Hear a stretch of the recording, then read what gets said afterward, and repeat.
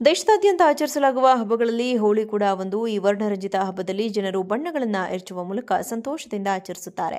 ಈ ದಿನ ಅವರು ದೇಶದ ಯಾವುದೇ ನಗರ ಅಥವಾ ಹಳ್ಳಿಗೆ ಭೇಟಿ ನೀಡಿದರೂ ಜನರು ಬಣ್ಣಗಳಲ್ಲಿ ಮುಳುಗುತ್ತಾರೆ. ಇದರೊಂದಿಗೆ ಎಲ್ಲರೂ ನೃತ್ಯ ಮತ್ತು ಹಾಡುಗಾರಿಕೆಯ ಮೂಲಕ ಸಂತೋಷ ಮತ್ತು ಸಂತೋಷದ ನಡುವೆ ದಿನವನ್ನು ಆನಂದಿಸುತ್ತಾರೆ. ಅಂತಹ ವರ್ಣರಂಜಿತ ಹಬ್ಬವನ್ನು ವಿಶ್ವ ಪ್ರವಾಸಿ ತಾಣವಾದ ಹಂಪಿಯಲ್ಲಿ ಬುಧವಾರ ಹೋಳಿಯನ್ನು ಬಹಳ ವೈಭವದಿಂದ ಆಚರಿಸಲಾಯಿತು. ಭಾರತ ಮತ್ತು ವಿದೇಶಗಳಿಂದ ಬಂದ ಪ್ರವಾಸಿಗರು ಹಂಪಿ ಪ್ರದೇಶದಲ್ಲಿ ಮುಖ ಮತ್ತು ಬಟ್ಟೆಗಳಿಗೆ ಬಣ್ಣಗಳನ್ನು ಹಚ್ಚುವ ಮೂಲಕ ಹೋಳಿ ಸಂದರ್ಭದಲ್ಲಿ ಪರಸ್ಪರ ಸ್ವಾಗತಿಸಿದರು. ಹಂಪಿ ಶ್ರೀ ವಿರೂಪಾಕ್ಷ ದೇವಸ್ಥಾನದಿಂದ ಎದುರು ಬಸವಣ್ಣನವರೆಗೆ ಹೋಳಿ ಆಚರಣೆಗಳು ನಡೆದವು. ವಿದೇಶಿ ಪ್ರವಾಸಿಗರೊಂದಿಗೆ ಸ್ಥಳೀಯರು ನೃತ್ಯ ಮಾಡಿದರು. ಹೋಳಿ ಹಬ್ಬದ ಹಿಂದಿನ ದಿನ ಮೆರವಣಿಗೆ ನಡೆಸಿ ಕಾಮಣ್ಣ ಪ್ರತಿಮೆಯನ್ನು ದಹಿಸಲಾಯಿತು. ಹೋಳಿ ಹಬ್ಬದ ಸಮಯದಲ್ಲಿ ಯಾವುದೇ ಅಹಿತಕರ ಘಟನೆ ನಡೆಯದಂತೆ ಜಿಲ್ಲಾ ಎಸ್ಪಿ ಜಾನ್ವಿ ನೇತೃತ್ವದಲ್ಲಿ ಬಿಗಿ ಪೊಲೀಸ್ ಭದ್ರತೆಯನ್ನು ಏರ್ಪಡಿಸಲಾಗಿತ್ತು.